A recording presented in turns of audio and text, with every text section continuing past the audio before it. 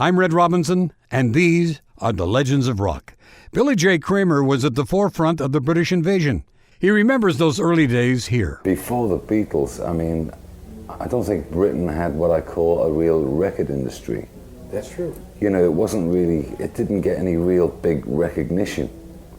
And I've got to be honest with you, I think the Beatles opened the gateway for us all. Sure, before that, as we know, there was Tommy Steele and Marty Wilde and Cliff Richard, but... They'd never taken off, you know, and quite honestly, I came to the United States and I did a promotional tour before the Beatles, and there was no big deal about it, and it didn't sort of make my record sell. I didn't know that. Well, when would that be? That was, I think it was about 64 or 64.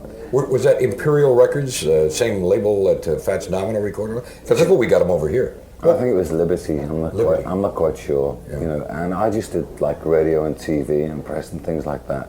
Still stays to this day. I couldn't understand really why Brian had this thing that I had sort of like the boy next door image, and that I was, if anybody was going to take off in America, I would. And I thought that was a bit.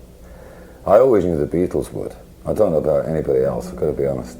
But I remember, you're right, because I remember when you were always showing on television, nice suit and a tie and all that, but that was not you? Well, sort of, you know. It's very strange because I used to wear very flash things on stage, you know, like gold army jackets and pink army and things like that. And when Brian asked the Dakotas, you know, would they back me because they were a name in their own right, and they said, not if he wears all that sort of gear. You know, and he says, no, I'm going to get him a bit more refined than that. And, you know, I just sort of took to wearing sort of suits and it. Apart from on stage, I must admit I was a conventional dresser, really.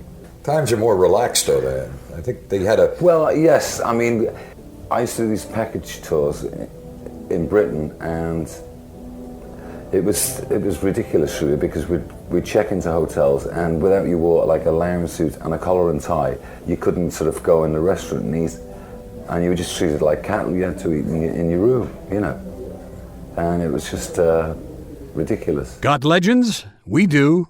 RedRobinson.com.